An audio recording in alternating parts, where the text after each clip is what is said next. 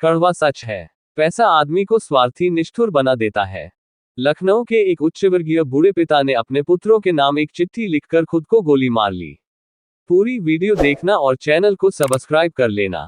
चिट्ठी क्यों लिखी और क्या लिखा, ये जानने से पहले संक्षेप में चिट्ठी लिखने की पृष्ठभूमि जान लेना जरूरी है। पिता सेना में कर्नल के पद से रिटायर्ड हुए। वे लखनऊ के एक पॉश कॉलोनी में अपनी पत्नी के साथ रहते थे। उनके 2 बेटे थे, जो सुदूर अमेरिका में रहते थे। यहाँ ये बताने की जरूरत नहीं है कि माता पिता ने अपने लाडलों को पालने में कोई कोर कसर नहीं रखी। बच्चे सफलता की सीढ़ियां चढ़ते गए, पढ़ लिखकर इतने योग्य हो गए कि दुनिया की सबसे नामी गिरामी कॉर्पोरेट कंपनी में उनको नौकरी मिल गई।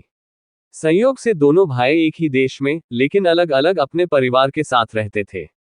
एक दिन अचानक पिता ने रोने से गले से बेटों को खबर दी, बेटे, तुम्हारी माँ अब इस दुनिया में नहीं रही। पिता अपनी पत्नी की मिट्टी के साथ बेटों के आने का इंतजार करते रहे। एक दिन बाद छोटा बेटा आया, जिसका घर का नाम चिंटू था। पिता ने पूछा, चिंटू, मुन्ना क्यों नहीं आया? मुन्ना यानी बड़ा बेटा। पिता ने कहा कि उसे फोन मिला, पहली उड़ान से आए।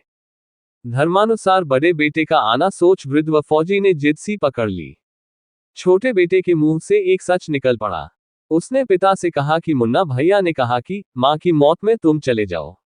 पिताजी मरेंगे तो मैं चला जाऊंगा। कर्नल साहब, पिता कमरे के अंदर गए। खुद को कई बार संभाला, फिर उन्होंने चंद पंक्तियों का एक पत्र लिखा, जो इस प्रकार था। प्रिय बेटो, मैंने और तुम्हारी माँ ने बहुत सारे अरमानों के साथ तुम लोगों को पाला पोसा, दुनिया के सारे सुख दिए, देश दुनिया के बेहतरीन जगहों पर शिक्षा दी। जब तुम्हारी माँ अंतिम सांस ले रही थी तो मैं उसके पास था। वह मरते समय तुम दोनों का चेहरा एक बार देखना चाहती थी और तुम दोनों को बाहों में भरकर चूमना चाहती थी। तुम लोग उसके लिए वही मासूम मुन्ना और चिंटू थे। उसकी मौत के बाद उसकी लाश के पास तुम लोगों का इंतजार करने के लिए मैं था। मेरा मन कर रहा था कि काश तुम लोग मुझे ढांढस बंधाने के लिए मेरे पास होते।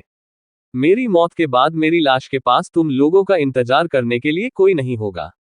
सबसे बड़ी बात यह कि मैं नहीं चाहता कि मेरी लाश निपटाने के लिए तुम्हारे बड़े भाई को आना पड़े। इसलिए सबसे अच्छा यह है कि अपनी माँ के साथ मुझे भी निपटा कर ही जाओ। मुझे जीने का कोई हक नहीं, क्योंकि जिस समाज ने मुझे जीवन भर धन के साथ सम्मान भी दिया, मैंने समाज को असभ्य नागरिक दिए। हाँ, अच्छा रहा कि हम अमेरिका जाकर नहीं बसे, सच्चाई दब जाती। मेरी अंतिम इच्छा है कि मेरे मेडल तथा फोटो बटालियन को लौटाए जाए तथा घर का पैसा नौकरों में बांटा जाए। जमा पूंजी आधी वृद्ध सेवा केंद्र में तथा आधी सैनिक कल्याण में दी जाए। तुम्हारा पिता। कमरे से ठान्य की आवाज आई। कर्नल साहब ने खुद को गोली मार ली। ये क्यों हुआ, किस कारण हुआ, कोई दोषी है या नहीं, मुझे इसके बारे में कुछ नहीं कहना। हाँ, ये काल्पनिक कहानी नहीं, पूरी तरह सत्य घटना है। अच्छी लगी हो तो शेयर कर देना और कमेंट में बताएं कि बेटों को क्या सजा मिलनी चाहिए।